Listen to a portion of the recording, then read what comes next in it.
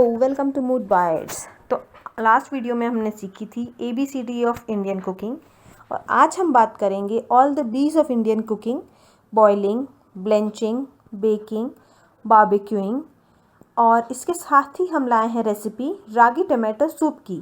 तो हमारे साथ बने रहिए। Click on the subscribe button to subscribe to Mood Bites Bangalore and then click on the bell icon to get instant notification for all the videos.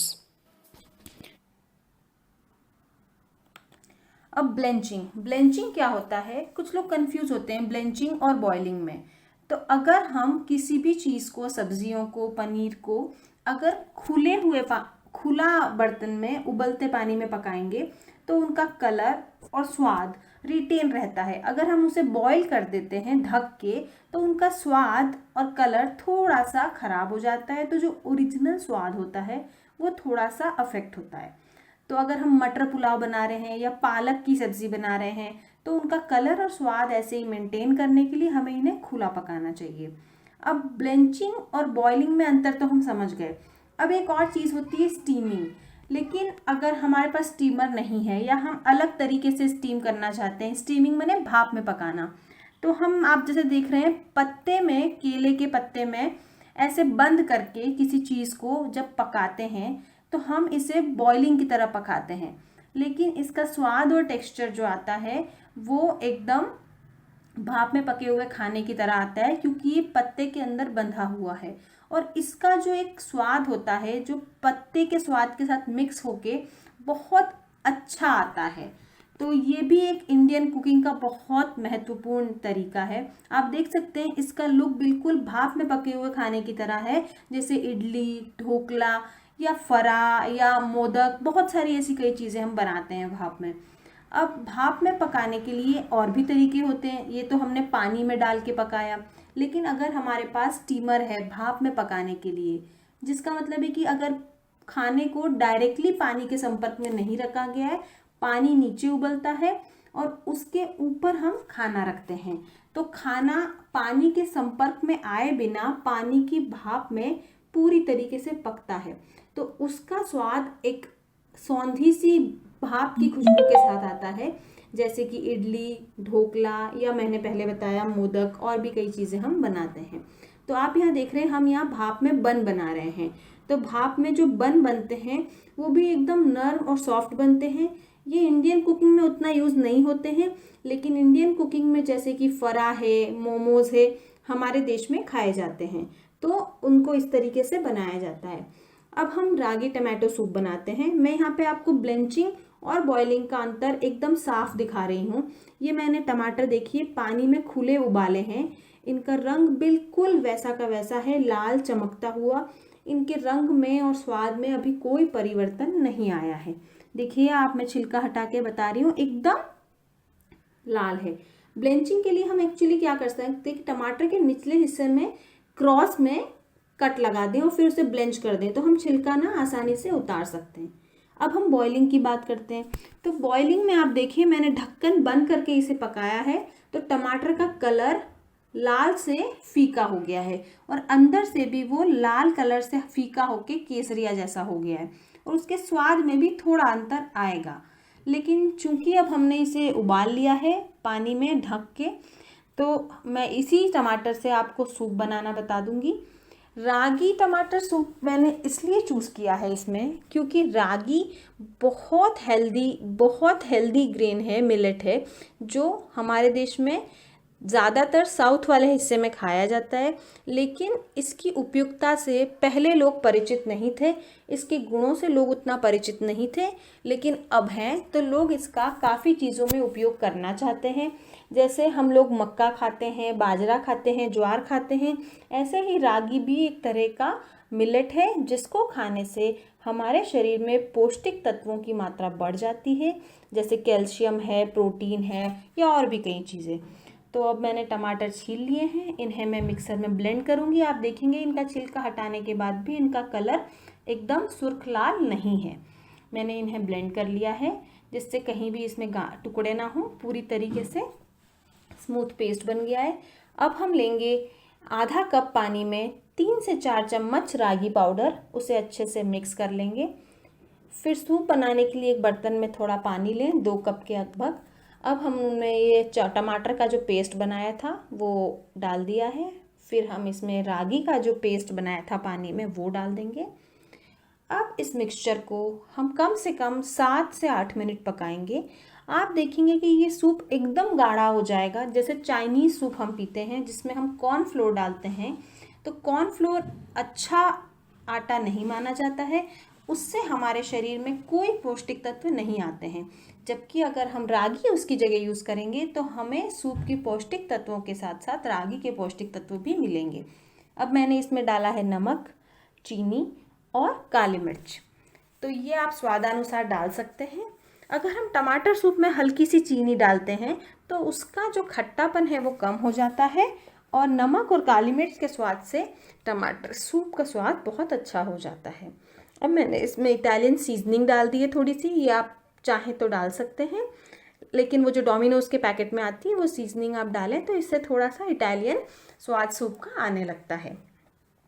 अब ये soup ready है सर्व करने के लिए। हमने इसे 5 से 7 मिनट तक अच्छे से पका लिया है और आप देख सकते हैं ये गाढ़ा भी हो गया है बिना कॉर्नफ्लोर डाले हुए। तो ये एक बहुत पौष्टिक टमाटर सूप बच्चों बड़ों के लिए तैयार हो गया है। अब हम बात करेंगे बेकिंग की। बेकिंग आजकल बहुत लोगों को अट्रैक्ट करती है, लेकिन बेकिंग हमारे देश में बहुत सालों से की जा रही है, जिसका सबसे बड़ा उदाहरण है रोटी। बेकिंग क्या होता है, बिना किसी मीडियम को यूज़ किए हुए तेल, घी या किसी पात्र को यूज़ करे हुए खाना पकाना। तो हमारे देश में इस तरीके से बहुत सालों से रोटी बनाई जा रही है। लेकिन आजकल लोगों को बेकिंग का एक नया चेहरा दिखाई देता है, जिसका एक सबसे बड़ा यूज़ लोग करते हैं केक और ब्रेड बनाने में। लेकिन ऐसा नहीं है कि बेकिंग से सिर्फ केक या ब्रेड बनाई जा सकती है। हम किसी भी चीज़ से बहुत अच्छे से कम इंग्रेडिएंट में घी तेल डाल के बेकिंग कर सकते हैं। उसके लिए हमें सबसे 3 इंपॉर्टेंट चीज़ों की ज़रूरत है, आटा, लीवनिंग एजेंट और शॉर्टनिंग। आटा हम कई तरह का यूज़ कर सकते हैं, गेहूं का, मैदा, रागी, ओट्स, रवा। लीवनिंग एजेंट है जो बहुत इंपॉर्टेंट है, जो हम यूज़ करते हैं yeast, baking powder, baking soda. और शॉर्टनिंग जो है वो हम यूज़ करते हैं घी, तेल, फैट, बटर, कोई भी। लेकिन अब बेकिंग के लिए हमको कुछ पॉइंट्स ध्यान में रखने होंगे, जो बेकिंग सीखने से पहले या बेकिंग करने से पहले बहुत ज़रूरी है जानना। प्री हीटिंग क्या होता है, जैसे हम पहले चूल्हा जला के रख देते थे कुछ देर और फिर हम उस पर खाना बनाते थे, वैसे ही कि हम अवन को पूरी तरीके से पहले प्री हीट कर लें, जिससे कि जब हम उसमें खाना रखें तो खाना अनइवन हर तरीके से हर हिस्से में पक जाए, अनइवन तरीके से ना पके। अब आता है टाइम और टेम्परेचर।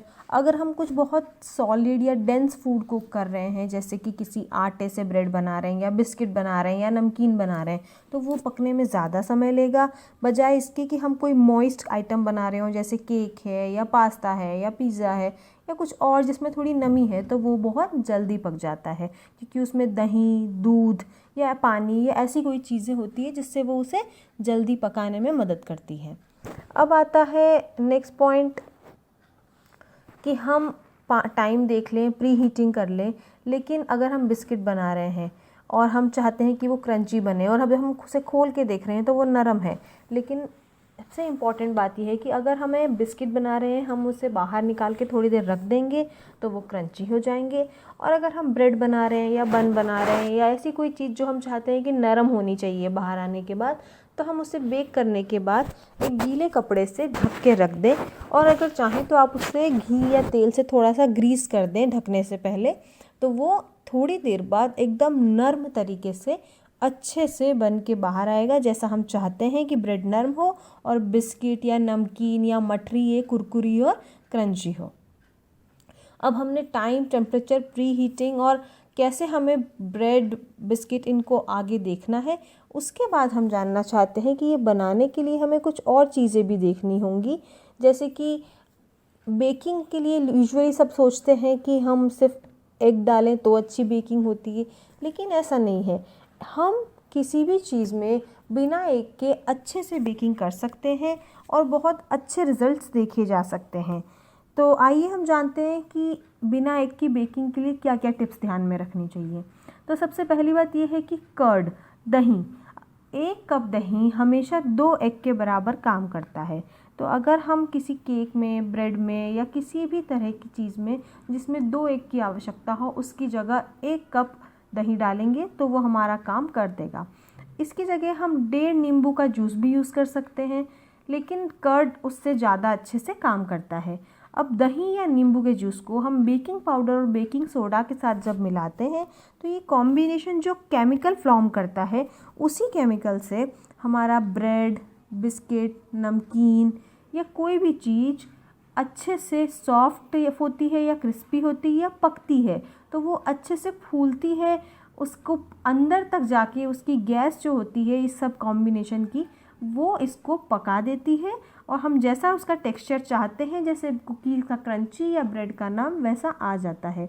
अब अगर इसमें हम थोड़ा सा 3 से 4 चम्मच तेल या घी डालेंगे तो जो डिश बन के बाहर आएगी उसमें एक अच्छी सी नमी होगी या एक अच्छी सी सौंधी सी खुशबू होगी घी की या तेल की, जिससे उसका फ्लेवर एकदम उभर के सामने आएगा।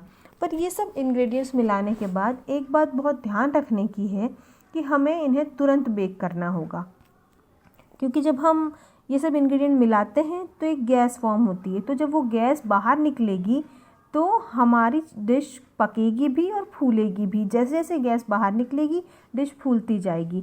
लेकिन अगर हमने इसे बाहर छोड़ दिया तो ये गैस बाहर निकल जाएगी और हम उस इंग्रेडिएंट को यूज़ करके जो डिश बनाना चाह रहे हैं उसका डिज़ायर्ड टेक्सचर हमें नहीं मिलेगा।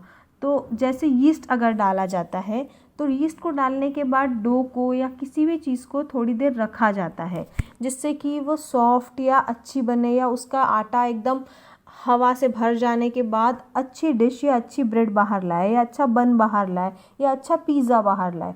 लेकिन इन सब इंग्रेडिएंट को, एगलेस इंग्रेडिएंट्स को मिलाने के बाद हमें तुरंत से बेक करना होता है। हम उसका इंतज़ार नहीं कर सकते हैं कि हम उसे थोड़ी देर बाहर रखें और उसके बाद हम उसे अवन में रखें। इसलिए जब हम इस तरीके की कोई डिश बनाएं तो जब हम डिश बनाते हैं उसी समय अवन को प्री हीटिंग के लिए लगा दें। तो जैसे ही हमारा डो या बैटर तैयार हो अवन में रखने के लिए, हम उसे तुरंत रख दें, हमें उसे थोड़ी देर के लिए भी बाहर ना छोड़ना पड़े। और अगर हम कुकीज़ या नमकीन या मठरी या समोसा ऐसी कोई चीज़ का डो बना रहे हैं तो हम ध्यान में रखें कि हमें आटे का 1/3 से 1/4 हिस्सा घी या तेल उसमें मिलाना है और अगर आवश्यकता हो तो थोड़ा पानी और दूध या जो भी ज़रूरत हो वो डालें। अब हम एक और बात करें कि हमें यीस्ट के लिए, जैसे मैंने बताया कि उसे थोड़ी देर 1 या 2 घंटे के लिए बाहर रखना होता है, लेकिन कुछ लोग यीस्ट बाहर का रेडीमेड यूज़ नहीं करना चाहते हैं। तो अगर आप घर पे यीस्ट बनाना चाहते हैं तो आप 1 से 2 चम्मच मैदे को पानी में मिला के पेस्ट बना लें और उसे एक एयर टाइट बर्तन में 12 से 24 घंटे के लिए रख दें। तो वो एक यीस्ट टाइप का लिक्विड फॉर्म करेगा, जिससे हम डायरेक्टली आटे में मिला करके डो बना सकते हैं और हमारी ब्रेड एकदम रेडी हो जाएगी। अगर गर्म तापमान में आप रह रहे हैं तो 12 घंटे में आपका यीस्ट रेडी हो जाएगा।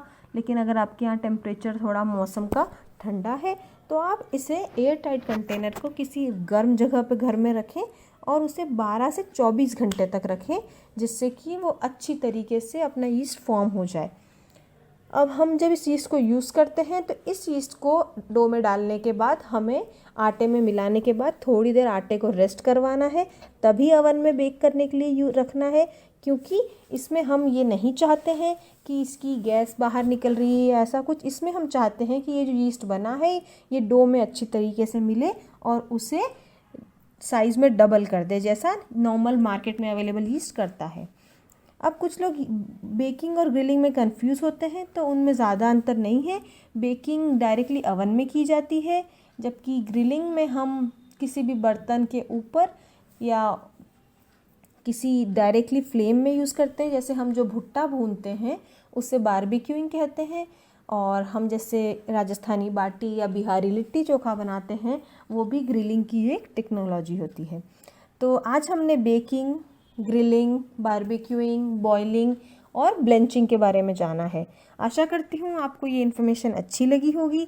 अगर अच्छी लगी हो और आपके कोई प्रश्न हो तो आप कमेंट्स बॉक्स में अपने प्रश्न मुझे भेज सकते हैं, मैं उनके जवाब दूंगी। और अगले वीडियो में अगर कोई प्रश्न ऐसा है जिसकी ज़रूरत है एक्सप्लेन करने की, समझाने की, तो मैं अगली वीडियो में उसे कवर करूँगी।